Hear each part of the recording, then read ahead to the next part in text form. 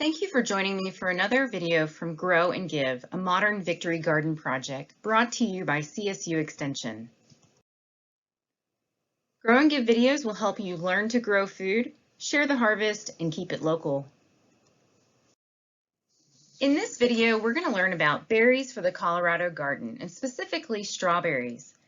The following video is an excerpt from a live webinar on growing small fruits in Colorado. You can find the full webinar on the Grow and Give website. Strawberries have an interesting history. They were actually first grown in France, but they were grown from plants that were brought over from the Americas.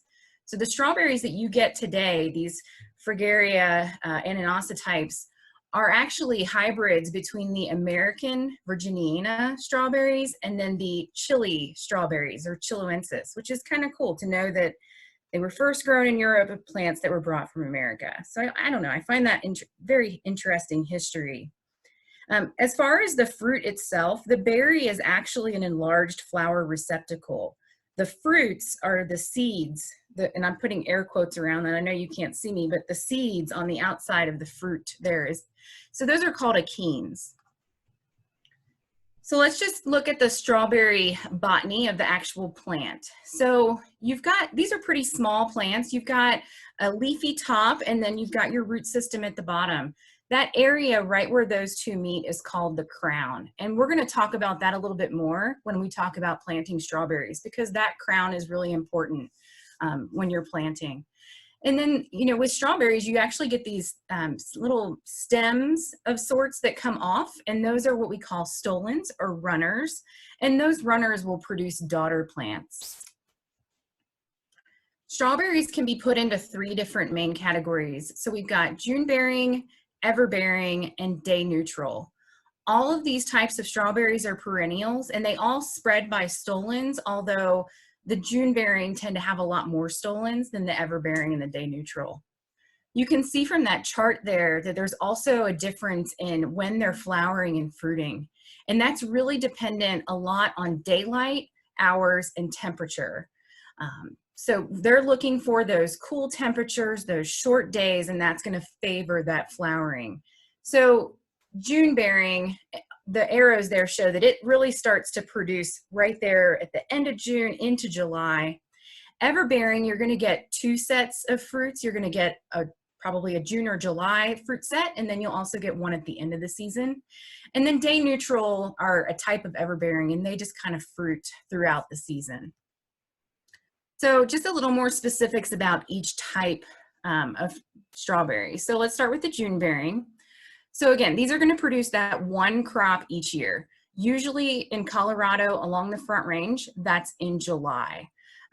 Even though they're called June bearing, you know, we're a little bit later than the rest of the country. So the flowers are going to be set the previous fall. So kind of like lilacs or some of those other woody plants that you know that set their flowers in the year before and bloom on old wood. June bearing are like that. You won't see those flowers until the spring, but they do get set back in the fall. June bearings typically have larger fruits and higher yields, and they're also said to be the most flavorful and the most aromatic of the strawberries. You know, there's been breeding done, so that may be a little different for different varieties. Let's see, so they also tend to be less hardy in Colorado due to that springtime temperature swing that we often get in those late spring frosts. And so those flowers can get nipped. So a lot of people choose not to grow the June bearing types just for that, that reason. You get one shot with these in the early summer to get that crop. And if your flowers get nipped, you've kind of lost the crop for that year. These are most popular for making jams, also really good for freezing. And so we've got some recommended varieties here to share with you too. Honeoy, Guardian, Kent, Red Chief, Delight, Jewel, Masabi, AC Wendy, Cabot, and Bloomington are all good June bearing types for our areas in Colorado. You want to avoid the cultivars of Dunlap, Fairfax, Robinson, and Red Star. They're just not going to be winter hardy enough. And you guys are going to get these slides, so you'll have all of these varieties to look at later. So all the ones that are listed here have very good winter hardiness. So the next type, the everbearing, like I said, these are going to have 2 fruit cycles. So you'll get one in the early summer and then one again in the fall. These are more reliable here in Colorado than those June-bearing types, again, just due to that tolerance to the cold weather. And then, you know, if you do get some flowers that get nipped early on in the season, you've still got that chance later on to get another crop. These plants are going to fruit lightly between heavy crops. So again, you might see a strawberry here and there in August. Just pick those and enjoy those. Typically speaking, these berries are going to be smaller in size than those June-bearing types. Here's a couple good everbearing cultivars for Colorado. Very popular type is Fort Laramie, also Quinault and Ogallala. And then we have those day neutral types. As I mentioned, day neutral types are actually a type of everbearing, but not all everbearing strawberries are day neutral. Day neutrals were kind of pulled out as a subset that just happen to put out fruit throughout the year, or throughout the growing season, I should say. The blossoms on these will slow down and stop during hot weather, so just keep that in mind. And then also these plants are going to need constant light fertilization and regular removal of the runners. They're just grown a little bit differently than the June-bearing types. And we're going to talk a little bit about 2 different systems for growing these strawberries. The everbearing and the day neutral, they actually do better if you remove the runners and focus in on the plant itself. These plants, these day neutral plants, are very sensitive to drought and heat. So make sure that you have good irrigation, and that's very necessary throughout the production season. And then typically these fruits, like the other everbearing types, are going to be a little bit on the smaller side. So a couple of day neutral varieties that you can try in Colorado: Tribute, TriStar, and Fern. I should say too that these day neutral types are often, you'll see these grown in greenhouses as well, in pots that are kind of hanging. And that way they can get a little bit of production over a good long period of time. So as far as tips for buying strawberries, you want to make sure that you're purchasing those plants as bare root in the early spring.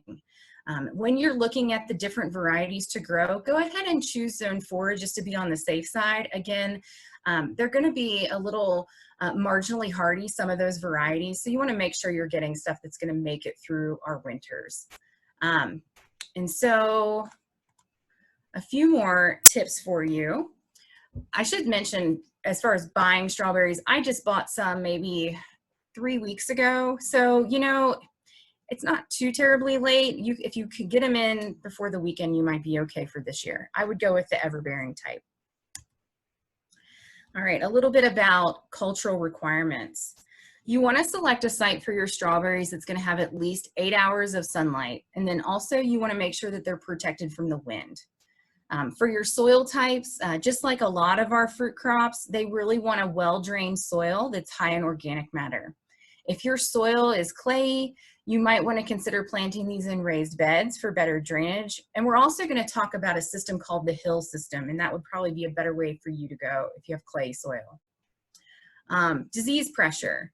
So don't plant within 4 years following strawberries, raspberries, solanaceous crops, and vine crops. And the reason there is that these are in the rose family. And so there are certain soil-borne diseases like verticillium that can also affect strawberries. So always practice good crop rotation. And when you do that, switch things out between families. As far as establishment goes, these can be very fussy. And I'm going to show you a picture in the next slide that kind of shows just how they want to be planted at the exact perfect depth. So they are a little fussy to start out with. However, once they get established, and you can see that in the lower left-hand picture there, they can be quite aggressive, especially those June-bearing types that are going to be putting out a lot of runners. So just know that. So here's that chart to show you just how they want to be perfectly planted. They have to be at the proper planting depth with that crown sitting just above the soil. You also want to make sure when you plant these that you're fanning the roots out and getting them all the way down nice and deep and give them room to move around. If you plant them too deep, you can end up getting crown rot. If you plant them too high, they may not make it through that winter because that crown is too exposed. So again, just try to plant them correctly like in the first picture there. As far as mulch goes, mulch is really important with strawberries. They have very shallow root systems. And again, I said that crown is very susceptible to winter damage. So make sure you're using mulch. This is going to help keep the soil moistures more consistent as well and keep those soil temperatures right where the strawberries are going to want them. It's also going to help you with reducing weeds around your plants. And you can use things like grass clippings, weed-free straw, or other organic materials to mulch your strawberries. You can also use plastic mulch, which I'll show you in the next slide. So I mentioned there's a couple different ways that you can grow strawberries. There's two different main systems. There's the matted row system and the hill system. There's more information about how to grow in each of these systems in some of our CSU extension publications, and I will be linking all of those when I send out your slides after class.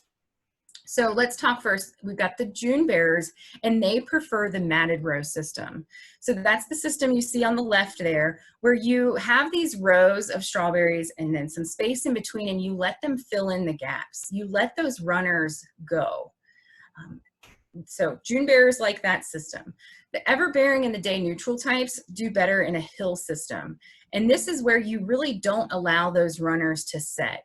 And so one way you can do this is to use a black plastic around those plants, and that will just keep those runners as they grow from setting into the soil. Also, you can go through and remove those runners as you see them. And that's going to help you get more of that energy focused on the mother plant for the everbearing and day neutral types to give you better strawberries. As far as caring for your strawberries, so with the June bearers, they're going to be preferring about 1 inch of water per week during flowering and fruit set. So once you get that, again, these are only going to fruit that one time in July, that main harvest anyway. After that, you can start to reduce the water down. Also, you want to wait until after they've flowered and fruited to fertilize, and you want to fertilize following that cycle with what we call ammonium sulfate, and that's got a NPK formulation of 2100. Ammonium sulfate is very commonly used on small fruits, so you'll see me mention this again and again with different types of fruits. Probably has, I'm hearing a little feedback, so I'm just going to make sure that everyone is muted here. Okay, I'm not sure where that is coming from. All right, a couple other things to notice about the June bearers. If you start to see yellowing, this is a sign of iron chlorosis. And that's usually what we see when you're overwatering those strawberries. So remember, you can back off of that water once they're done flowering and fruiting.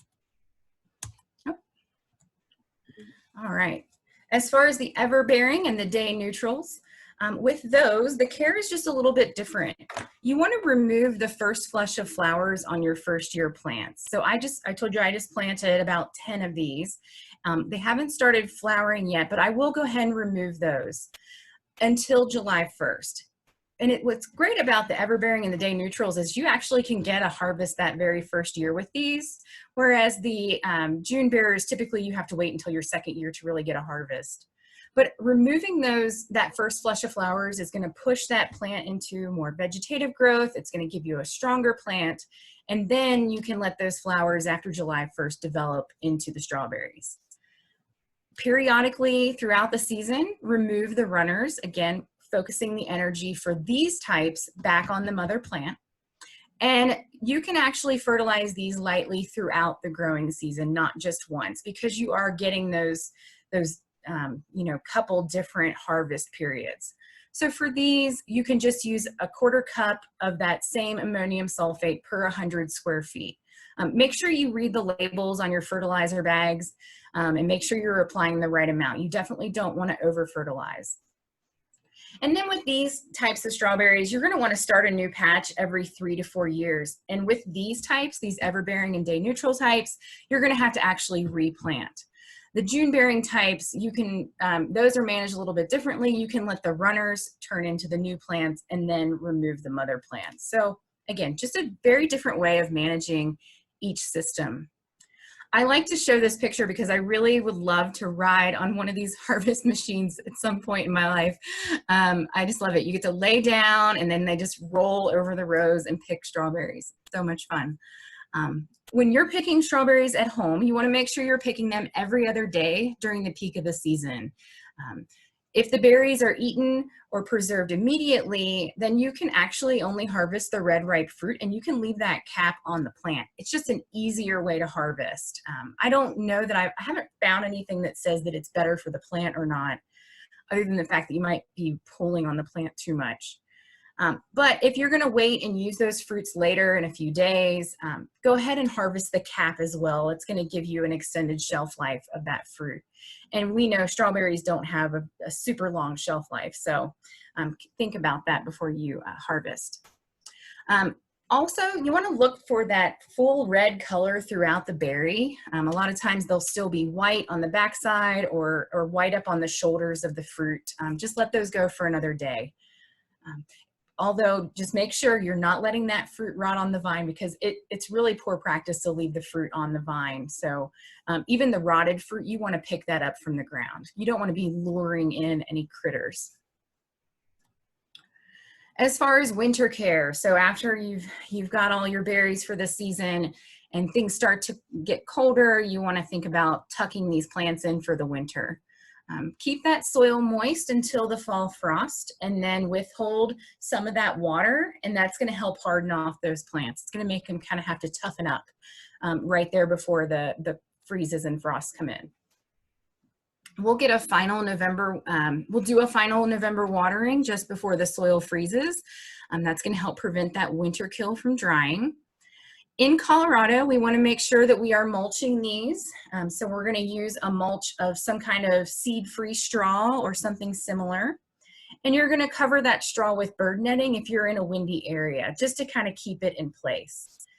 As with all of our crops and all of our plants here in Colorado, if we do get those extended periods of time where it's been nice and warm outside and we haven't had any snow cover, we haven't had any rain, maybe in the middle of February, go out there and just go ahead and give your plants a nice watering to keep them happy over the winter. And then once spring comes along and those temperatures start to warm up again, instead of fully removing that mulch, you're just going to kind of pull it back from where the plants are sitting. You just don't want to shock them, and especially because we can get those harder frosts and freezes, and this makes it pretty easy to then just cover those plants right back over.